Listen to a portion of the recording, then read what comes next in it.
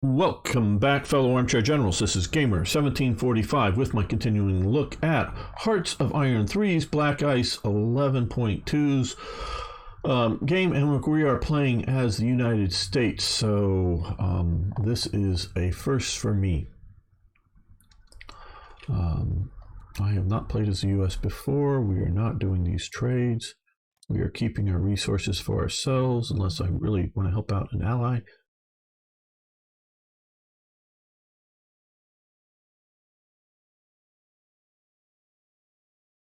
Thank you. Nearly ending in 1936. That is getting through. Good. Let's take a moment to look. Okay.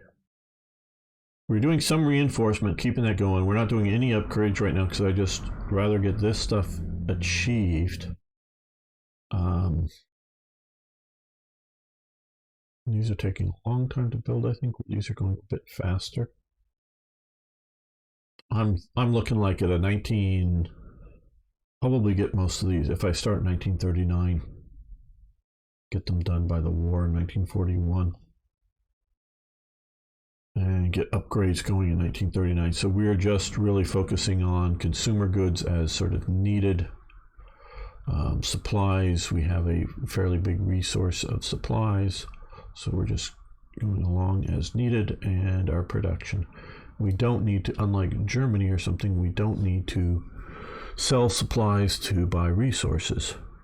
We are now back at medium popularity, and we've had these revolts that I dislike entirely.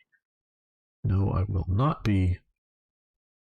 I'd rather send these guys over here. I will not be rage quitting, but it's a close run thing in my opinion.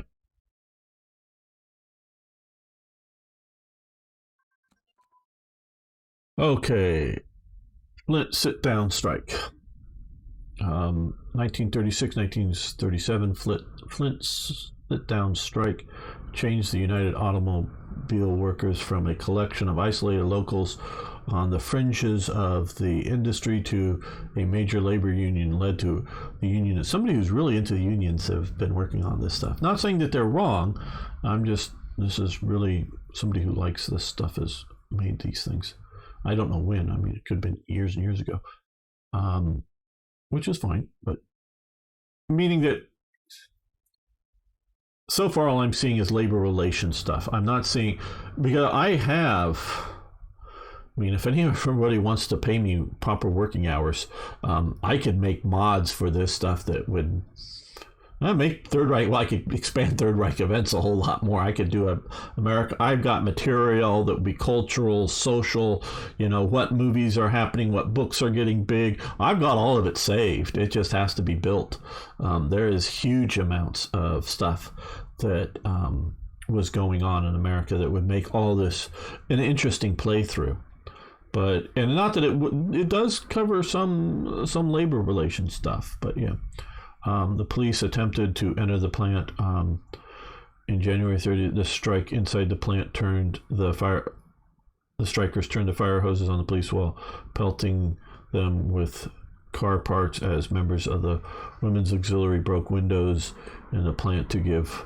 It doesn't sound like a sit-down strike to me.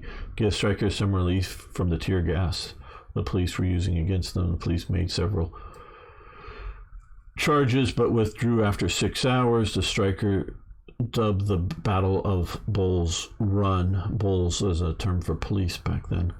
And then, of course, there's the Battle of Bull Run, first and second, often known, or also known as the Battles of Manassas, but a mocking reference to police as bulls. I didn't even get reading that far. Okay, and the Battle of Bull Run. 0 regiments rise up in Flint, Michigan. I guess this is supposed to be Flint, Michigan. Why do we have, if 0 regiments rolled up, what's up there? Army HQ has advanced. Well, we saw from the description there that was more than just a sit down strike. Um,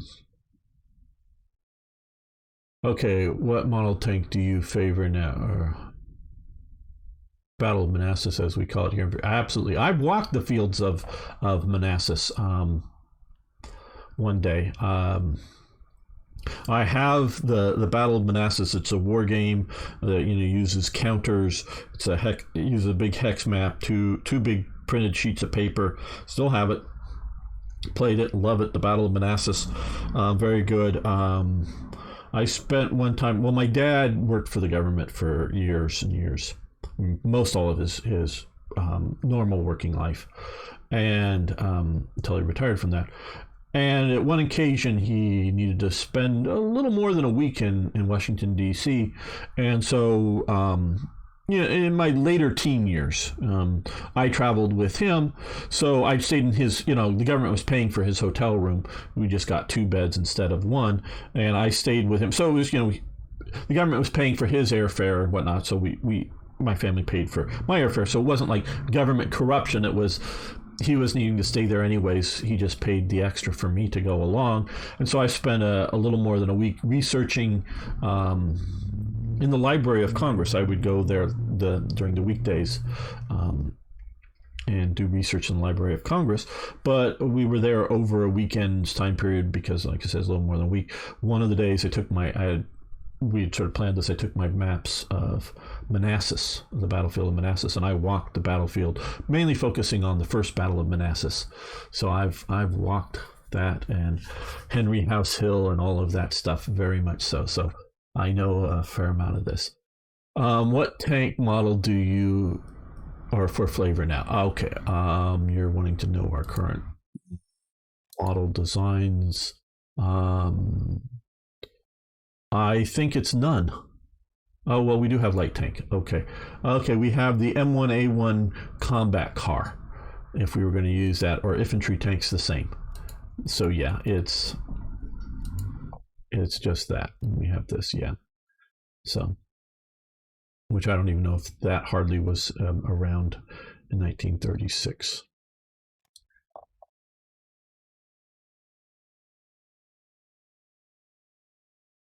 Now, like I was saying on strikes, a lot of times the striking workers would leave the factory, but not just peacefully march in front of the factory holding signs, but would fight, literally fight, to keep replacement workers, they'd often call them scabs, from replacing them. So that, and that is often where the violence would happen, and then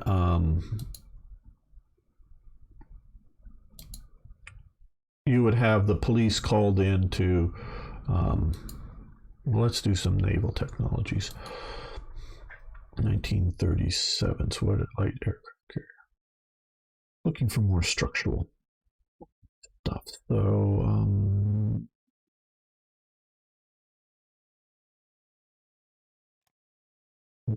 users maybe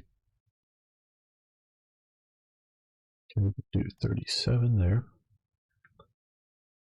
Oh well, wait. Oh, no, wait a minute. We're still way down.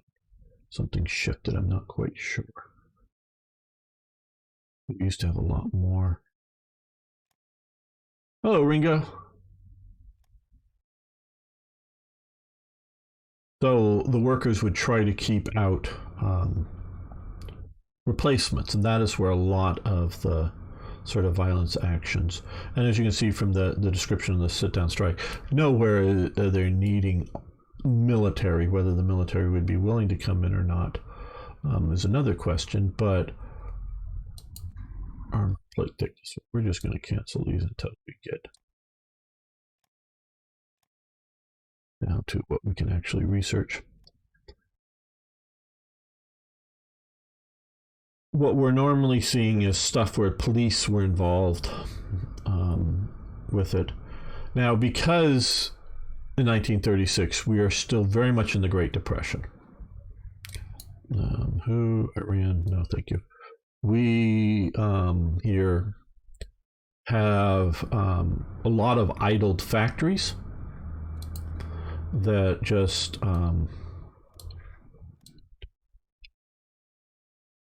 maybe the banks own them because maybe the companies that, whether they were publicly traded companies or whether they were individually held private companies or whether they're, five people, got together and invested in the company, whatever it was, maybe had outstanding, loans that a lot of business do. And when they can't pay them back, maybe the banks took over the production facilities of whatever type, or and in a lot of cases, they didn't have too many outstanding loans, but there was just no market for toasters or whatever, or not enough market for toasters. I use toasters as a generic. Could be waffle makers or whatever. There just isn't enough market for it, so a lot of these factories just shut down. So the economy just really shuts down. Tactical Air Command. Just going to cancel these until we're green going on, and so that really makes it hard for strikers because without it there's fewer jobs than there are people wanting to find them, so labor is not that valuable. Not enough market for forklifts, yes, whatever it may be. Standard infantry branch advance, okay, that would be there, so that's grayed out. Good.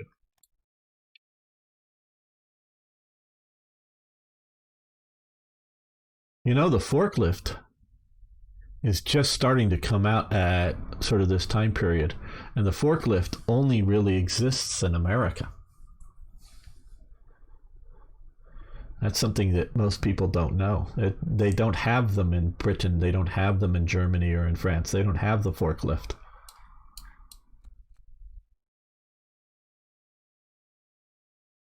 And I'm not exactly sure when it's coming. It's coming out around this time period.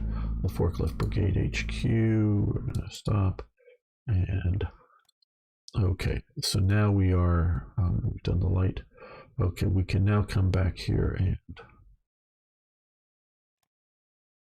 the thing that winning war in terms of logistics, absolutely right, Lord Samuel, because you have to have both the forklift and the pallet to lift it up. I mean, I'm not saying it's something that was sort of like a forklift didn't exist somewhere in other countries, but my understanding is all or virtually all forklifts that Britain gets are all made in America, and it's all set up to deal with Americans' palletized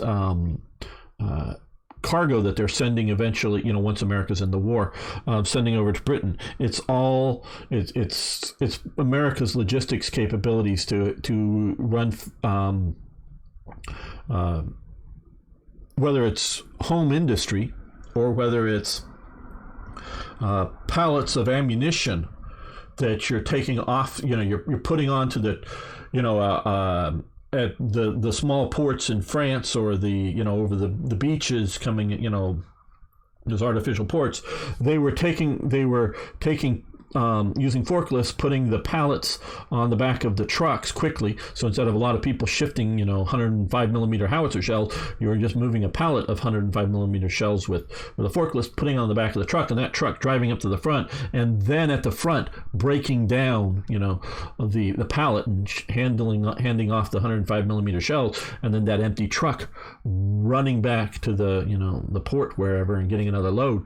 So, but all of the stages of moving those 105 millimeter shells that are made in Chicago, that you put them on a train, you take them off a train, you put them onto a dock that then lift them onto the ship. That's all done as palletized.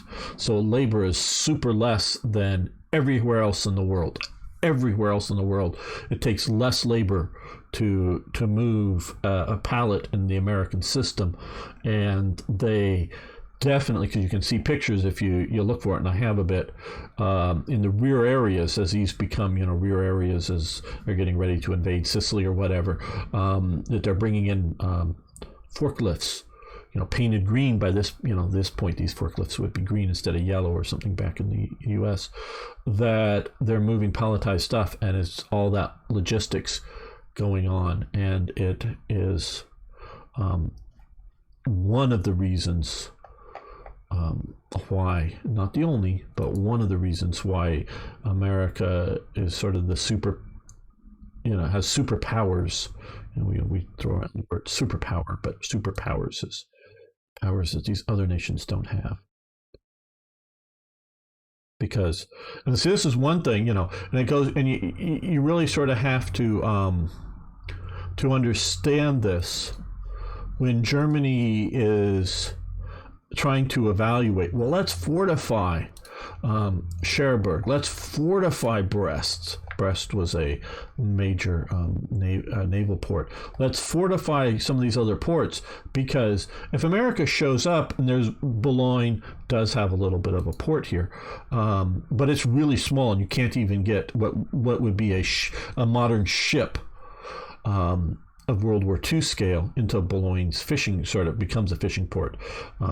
But in the 18th century, it was a small coasting port, small, a ship that you would load with maybe modern containers worth of sacks of something kind of thing could get in and out of Boulogne's port. So it's basically a non-entity to be able to ship goods off of.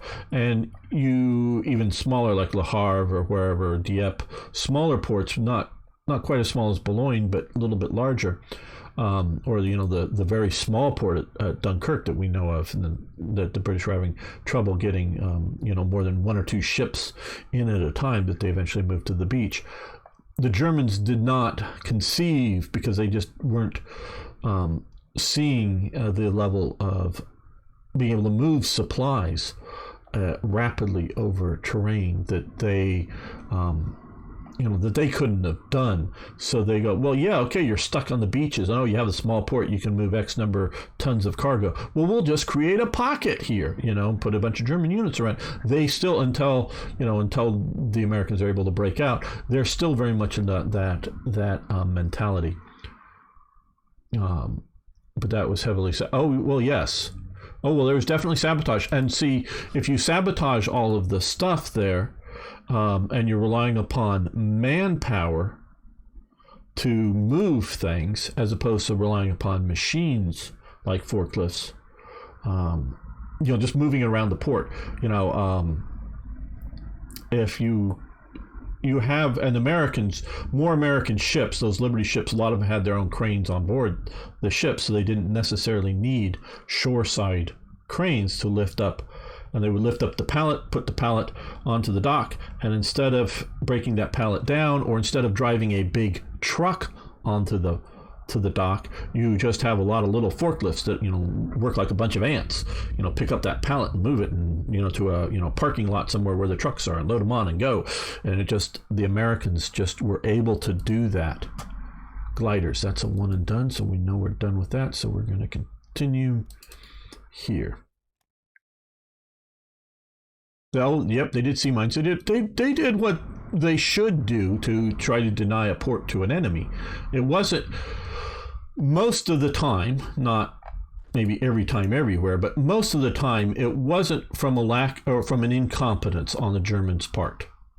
Not sabotaging things that they needed to sabotage, or why they were losing. The Germans didn't so much, especially with the Western powers, didn't so much lose the war as the Americans, and I do say the Americans, won the war. Because sometimes the enemy doesn't win the war. Your side just fucks up, and we'll do mountain warfare equipment. If your side fucks up, you sort of get yourself into a problem. And just the other thing, the Rhineland bridges, and that's something that the Germans again think the Rhineland bridges are critical for getting across the Rhine. And they only get Remagen Bridge and reasonable intactness to be able to use. You have that sort of famous picture of Patton on the bridge. Won't say more than that if you don't know You can try to look it up on that. On and he's on a an American-made floating bridge across the Rhine, and so the Americans, yeah, you blow all the bridges, fine. We'll just lay our own real quickly down, and it doesn't stop the American ability, I would say it's, and I'm not saying no Germans knew nothing. They weren't Sergeant Schultz, but they just didn't understand the scale that America was going to be able to bring. Insufficient submarine fire? Oh, it's fire control. Okay, there, yeah. Okay, yeah, we don't do fire control anymore. Let's come over here, get ships, turbines up that big. And the U.S. wasn't even their objectives, but they took the opportunity. Right. Yeah. Oh, yeah. The American, because Americans, the American, high command, if you will, or whatever, didn't underestimate the Germans' ability to fight wars. They didn't, think that they were Italians or something. They knew that they were fighting a competent enemy. So they would presume something like the bridges would be blown up. So the Americans weren't like going, well, hey, yeah, we've got to secure these bridges with, lightning fast attacks or an airborne drop or whatever. No, the Americans, they did do, they did do one major drop across the Rhine. I forget its code name, parachute drop. But they were fully planning on, if need be, dropping a large airborne army on the other side of the Rhine, use that, to secure a bridgehead, and, because it's sort of hard to build a, bridge under fire, but go across. And I've seen photos, and people have made models of it, of taking fairly large Higgins boats, the landing craft, and putting them on the back of trucks, the big dragon wagons, sort of the tank transporters. And they were not like, oh shit, what do we got to do? No, they would plan to put these on, and they had them on trucks and driving them across Europe, not just for the Rhine, but to do amphibious invasions across major rivers in Europe. And so they were planning these things well in advance, and knew what, when we get there, we'll have these, hopefully they'll be there on the day that we get there, but they definitely, we're in the supply line coming up, these major landing craft to be able to get through operations there. So the Americans definitely knew what they were doing. Well, we'll continue amphibious unit training. Yes, Operation Varsity. That's right. Thank you, Arno. That's the one. Major landings. You guys can look that up. I think it'll probably open another window anyways and bookmark it, or read it now if you want to read while I'm pontificating. But yeah, that's it. Recon unit. Okay. We'll let that continue. And so they were prepared for whatever they were going to come up with.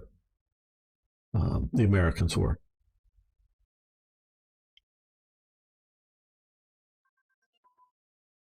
The reason he was standing, Germans used the reason. Oh, yeah. Civilian grade explosive for the Ludendorff Bridge. Yeah. You can see the bridge at Remagen. Robert Vaughn plays one of the German officers there and trying to blow it, and various reasons. Yes, but good movie that if you want to watch that. Okay, guidance advances for torpedoes. Okay, we'll see about, we can use this sonar detection equipment.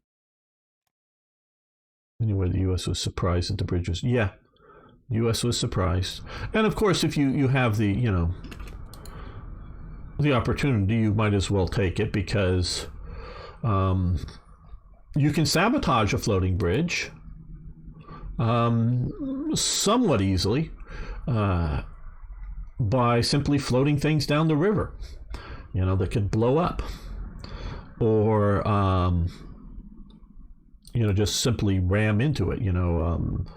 They were worried about, or just like in that vein, storms or whatever can sort of flood the river and carry a bunch of trees and whatnot flowing down the river and run into the floating bridge and knock it out.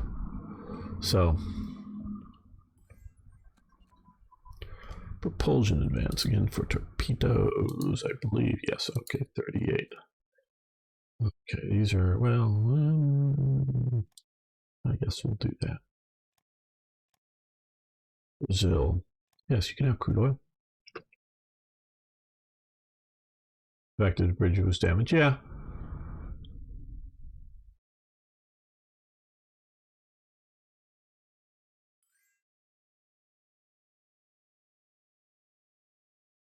No, we're not buying fuel. Mm-hmm. Using some fuel, we'll shift things around if need be, but if I really truly get too low because of conditions, I will buy fuel then.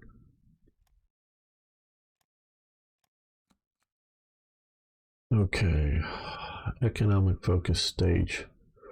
Okay, so again, like I say, I haven't played the U.S. Economic focus stage 1-3 effects.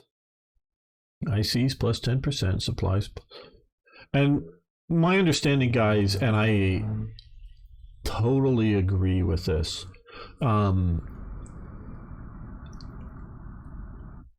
These ICs here that we have here do not accurately represent, and we've talked about this earlier in the previous episode or earlier here in this stream. Thanks, Arno, for the links. Do not accurately represent the capabilities of production of America at this time. It does not. What it does to some, I mean, we're making somewhere between wild ass guesses and highly informed guesses as to capabilities of production for all of these games. Whether it's Paradox or the mod makers, which includes me, because obviously I make sub mods for Black Ice, but we're all making some levels of guesses of capabilities of production abilities or resource things. We're making some level of guesses. We're taking maybe real facts or maybe fake facts that, misinformation that was put out there or whatever. I'm thinking Soviets and I'm thinking Germans, or even the Allies trying to misinform other people maybe that have become the facts, but they may not be. But we're taking facts and we're making educated guesses as to capabilities, as opposed to how many helmets they made in 1942. Does that mean that's all they could have made, or that's just all they wanted to make? But what this does, I think, reasonably accurately look at is America's ability to fund within the system that it works in, because it is not a totalitarian system, to fund whether it's industrial production developments or military, right, these are all naval, but to fund focused capabilities for the war effort. So meaning, General Motors, Ford, and Chevy are the three big auto manufacturers. Now, I know there's others that are now in America, Mitsubishi, Tesla, and whatever, but they're just the three that survived the Great Depression, and partially by swallowing up Oldsmobile or some of the other Pontiac or whatever, some of the other automobile manufacturers that had been independent, that then either some just disappear, others become sort of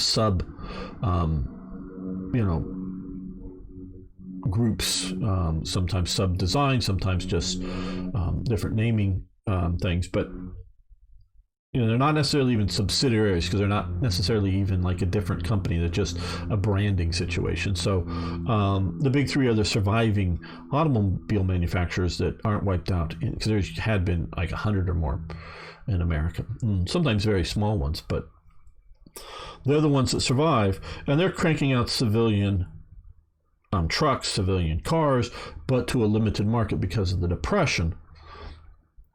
And so this is mostly a civil economy that the way it is currently set up does not, facilitate the game's elements of military or industrial production for that, and that is right. So or in a reasonable form.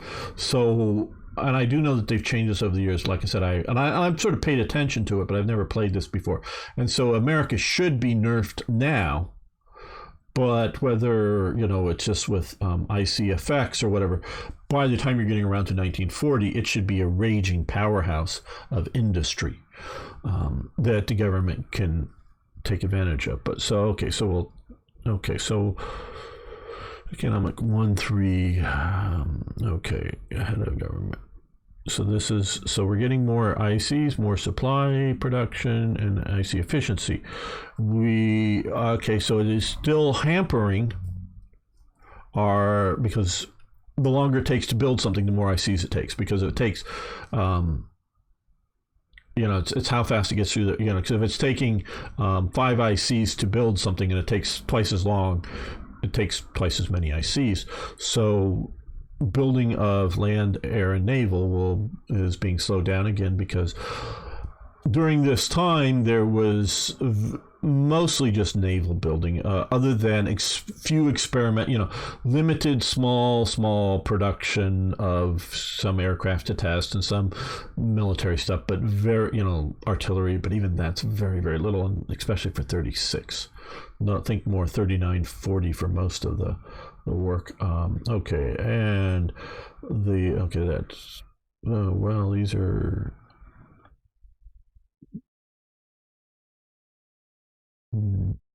I'm not understanding why these are both. I don't know why this isn't 3-3, but maybe this is. I don't know. Don't understand all of this. Okay, so national manpower. Again, we're at a volunteer-only army. Oh, we've lost. Oh, okay. I'm misreading this. I was thinking of this. We've lost these effects, but so we've gone from this to this. Okay, so that's how this works. We've gone from this to this here. So we've lost this 10%, but now we're at 15. We're now at 10. We're now at 2.5, but we're still land build speed, armor. Okay, land build was infantry versus armor, and manpower down. So yeah, don't think we're building up our army. Okay, so that's how this works. So maybe there wasn't a one here. I don't know. Okay, so this is how they're doing it. Did you know? Okay, yes. I don't know, still plugging everything. Very good. And so that now lets us have a little more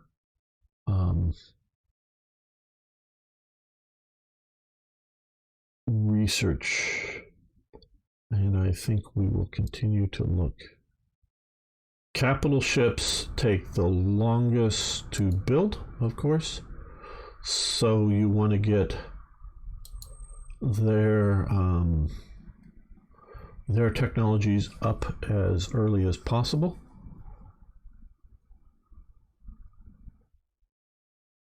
Okay, main armament there.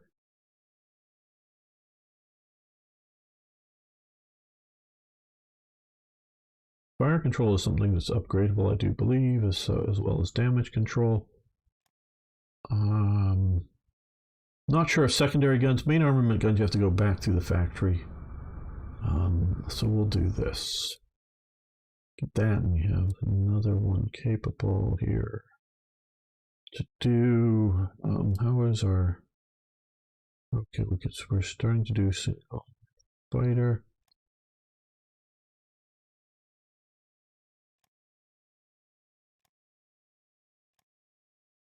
We are almost, day or two away.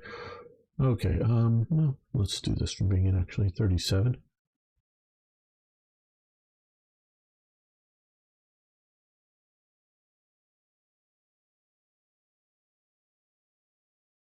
Well, I'm trying to let the game run, but when I like to when I'm making a decision to some degree, pause just because I don't like the time pressure while I'm trying to read the stuff, Arna.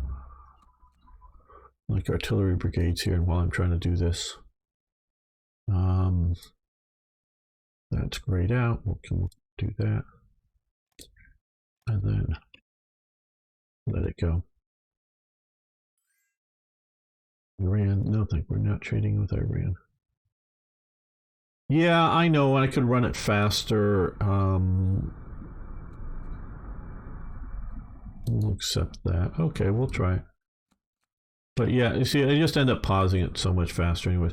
Merchant ships subsidies. Okay. And I do want to read all of these here for both my, because I've never had these, never seen these before, as well as hopefully informative to you. Merchant marine ships subsidies 1937.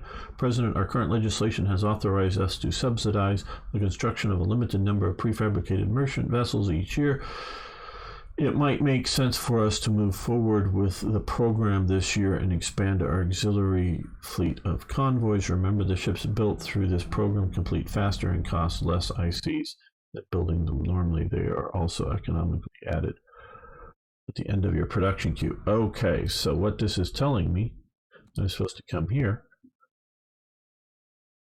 and do this. And so to get these kicked out, because if it gets readjusted, they'll readjust to the regular and maybe go down in production days. So do that is what it's telling us to do. Okay, we're now down in low popularity. Okay, annexing Egypt, Moscow show trials. Okay, yes, you can have energy. Yes, you can have metal. We have things.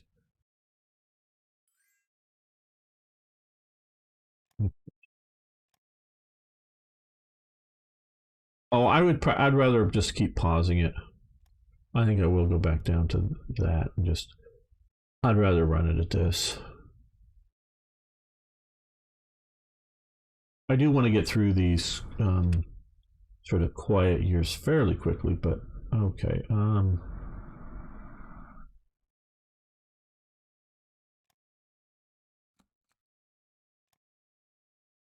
Okay, so we should get a giant infrastructure project. So we are going to go long-term investment, which reduces that.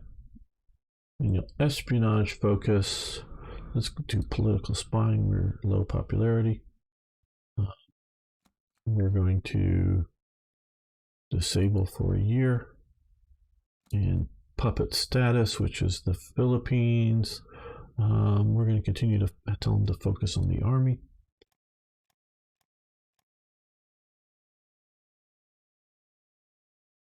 Yeah, here we go. I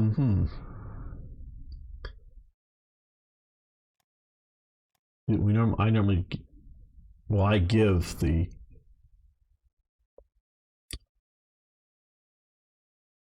highways to Germany because by 36, they were continuing to build the Reich Autobahn after 36, but they'd gotten great portions of it done by 36. Okay. Is it?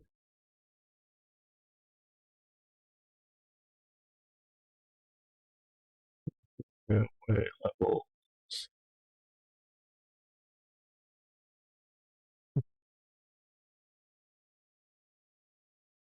Here we are. Okay. National highway supply throughput. IC's down. We don't need more of any of these, so we don't probably need mining.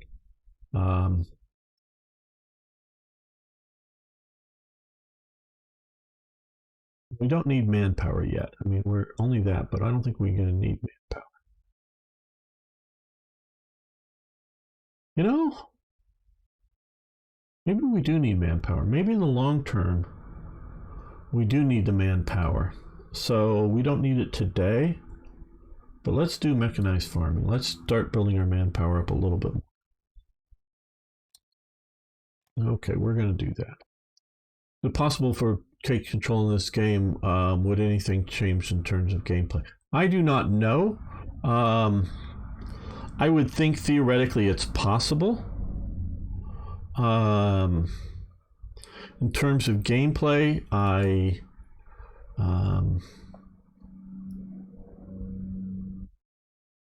let's see, is that progressive? I guess he's progressive. Oh no, that's definitely Democrat.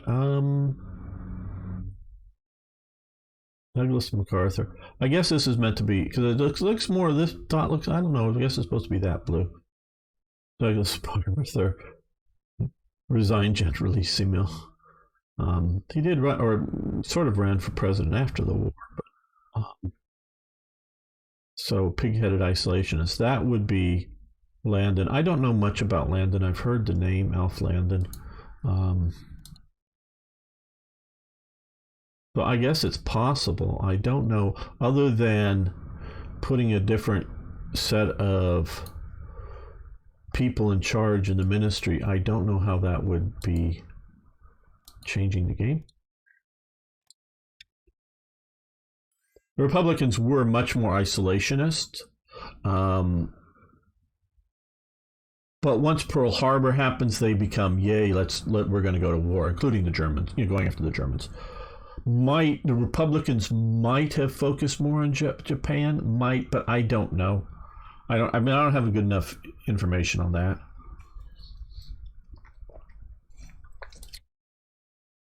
Yes, you can have metal, agricultural manpower benefits, military police. Yeah, let's cancel you.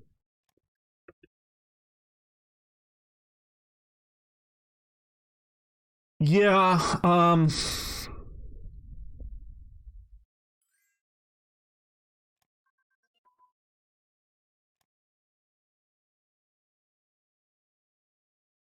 FDR was very, very popular.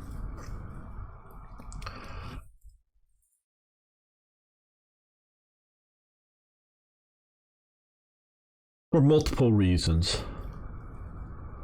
I mean, the people don't understand how much he was making the Depression worse, extending it, making it worse.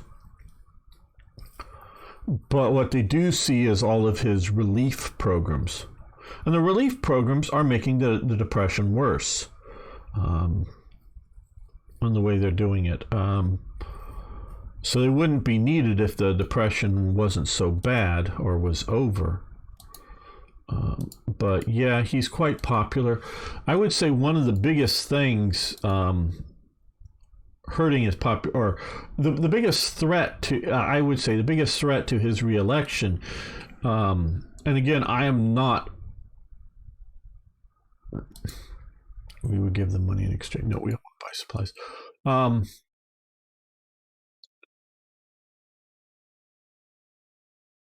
I would say the biggest thing gets people worried about him is his push to get involved in the wars, whether in China or in Europe. Those are the biggest threats to his re-elections, in my opinion. Oh, we're not going. I need to only go. So yeah, but FDR was quite popular.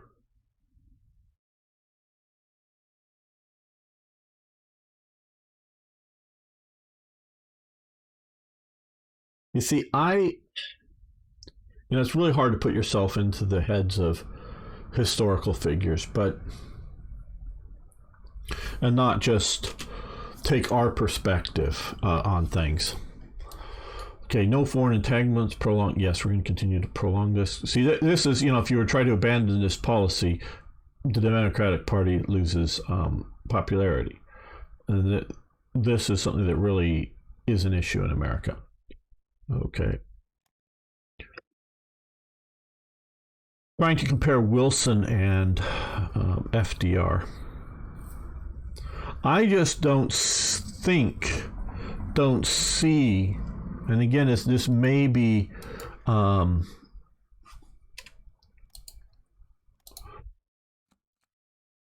me looking back at history as opposed to them looking at it as they go through it.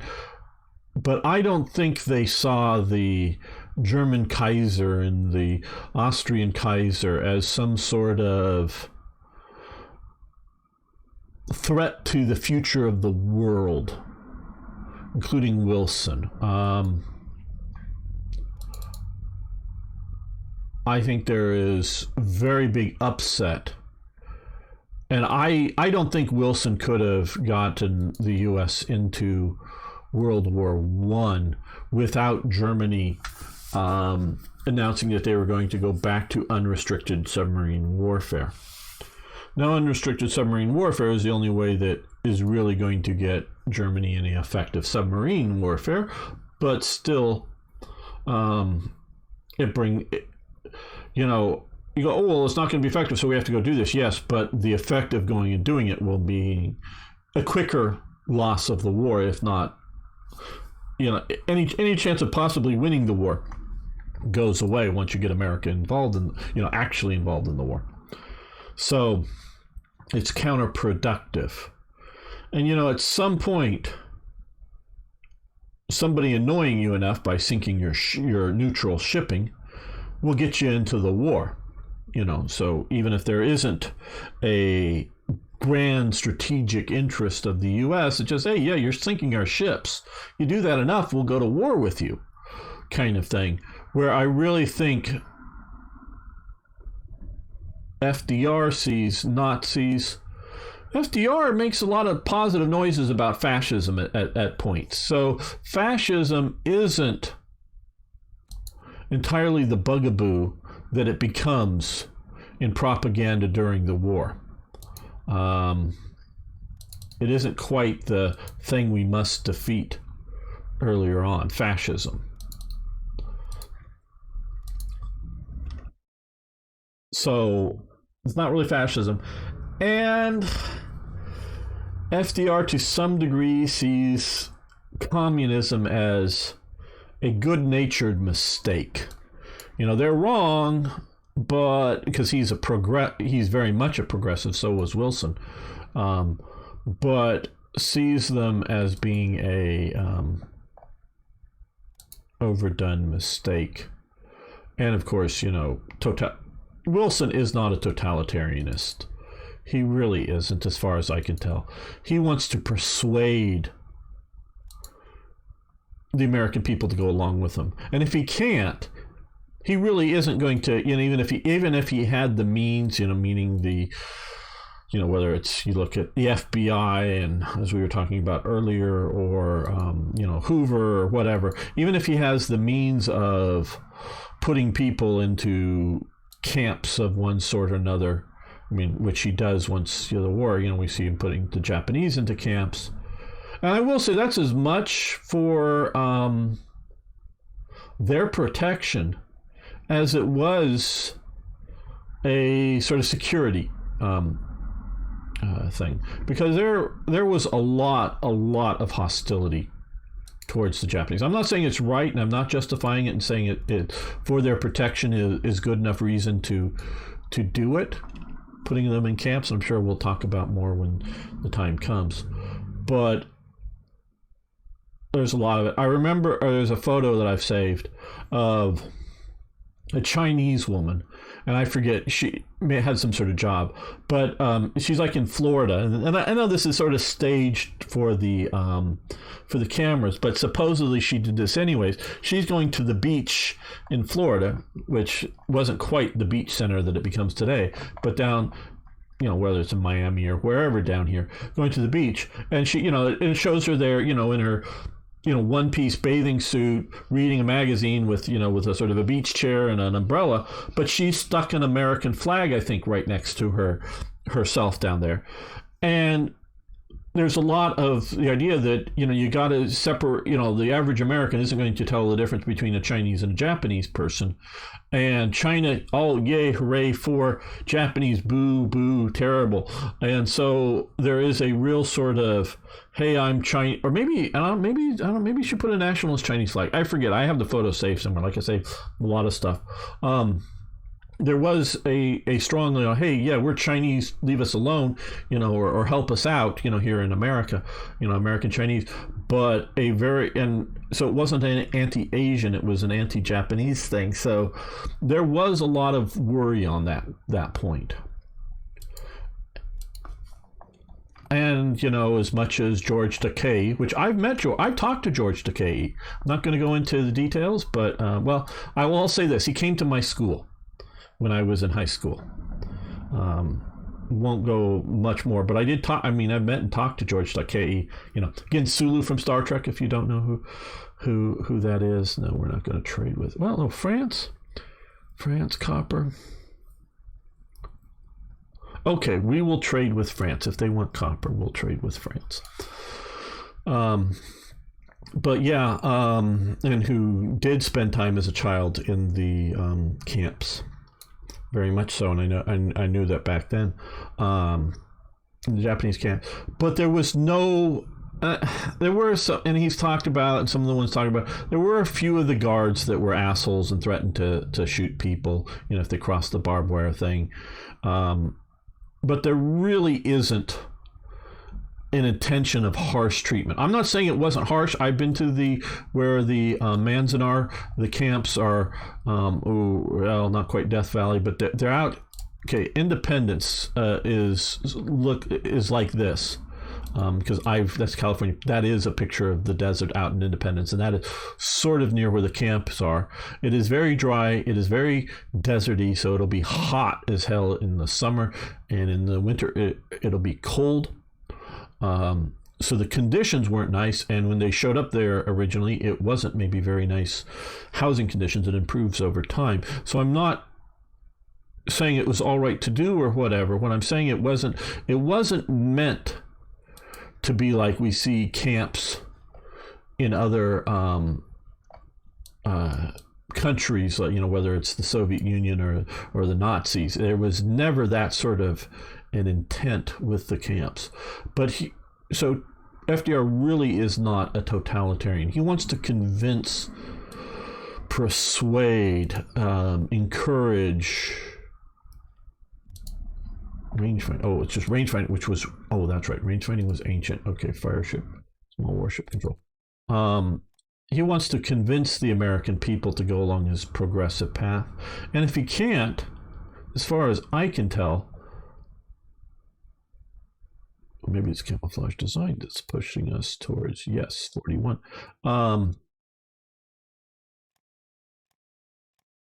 He's willing to. He is the type of person who's only going to push as far as he can convince. If he can't convince, he won't push any further. That's my reading of FDR. Whether it's correct or not, I'm not sure, obviously, but that is what if he can't, he'll threaten to pack the court. Well, yeah, there was the threaten to pack the court. But that's still different than anything the Nazis were doing, really, or the totalitarians. You're absolutely right. He is the one that was, because the size of the Supreme Court has gotten larger and smaller at different times during American history. Lincoln was he was facing an out-and-out civil war, including rebellions, violent rebellions within states that were still in the Union, and particularly thinking of Maryland here, that there's a lot of Maryland government officials that are just arrested and spend most of the war in jail, even though the state itself is staying in the Union. So, yeah, you can special forces. You can put the label of tyrant on Lincoln. I've been very wary because I talk so much about the Nazis. I've been very wary of talking about the American Civil War with what's going on. But yeah, no, where FDR really was thinking of packing the court specifically to get the outcomes he wants. And that's what the modern Democrats I mean, sometimes the modern Democrats say, well, the Republicans are packing the court, and they're saying, as in people who agree with them. No, they're not. They're just, when there's an open seat. Packing the court means expanding the court, enough people, and putting them in that will get you invest in scientific community. Okay, 10,000 money. Okay, well, no, we're not going to do either of those right now. We're going to get more than 10,000 money. The biggest problem is, and I know there's a lot of Twitterites out there, people on Twitter. Some of them hold elective office, but that's another issue. Don't realize or don't think that if they pack the court and, add enough seats that now there's a left majority on the court.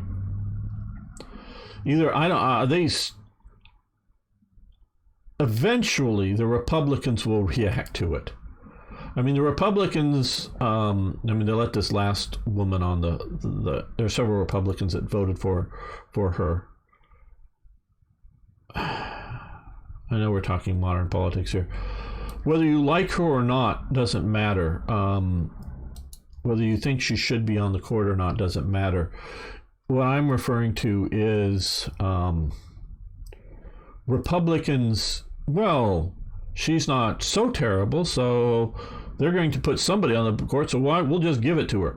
Where the Democrats they had the majority, and Trump was there, they would have just said no to whoever. And eventually the Republicans will wake up to it. So if the Democrats were to dump on a bunch of, if Joe Biden was going to go, here's 4 more people for the Supreme Court, put them all on there. And he could nominate them all to the Supreme Court. So there's nothing in the Constitution that says how big the Supreme Court is. And let's say they go through and get elected. Now, I think the people that voted for this woman wouldn't vote for that, so I don't think it would happen. And I do think, because there are a couple of Democrats that don't have their heads entirely up their ass, would realize that, well, the next Republican would just get in, he'll put in 8 of his buddies on, and just keep doing that, and just eventually we'll have 55 Supreme Court justices. Who gets elected next? They'll put on a few more. It's something that would just, if you do that, the other side will do it eventually. Starstreak, where's Starstreak doing? I don't see Starstreak. Go to your neighbors. Go streak your neighbors. Oh, is Starstreak around? Oh, I see him up there. Oh, I see. I didn't notice him here. Hello, Starstreak. Gamer going legend on the hell are you? I'm doing well. Okay, submarine hull advance. Thanks for pointing out Starstreak was here, Arno, in your weird sort of way. Okay, submarine hull and submarine classes advance. Okay, we want to keep doing coastal submarines for the fun of it. Okay, these are all now 1936 technology, so we want to keep doing that, including hull. Oh, no, that's a 38. Okay, reading an 8 as a 6. Well, unlike history, I don't know if there's going to be a thing that nerfs submarines. We will pursue better torpedoes.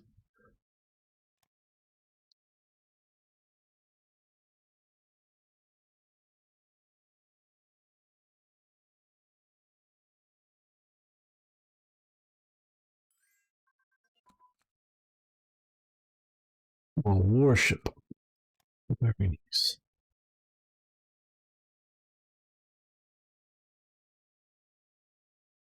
Well, yeah, we'll come down and get that.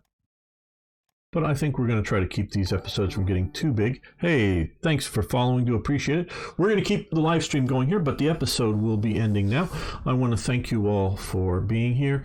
You can hit that like button if you want. I'd appreciate it. And if you're new, please subscribe on YouTube. Thank you, everyone. See you next time for even more, yes, more Hearts of Iron.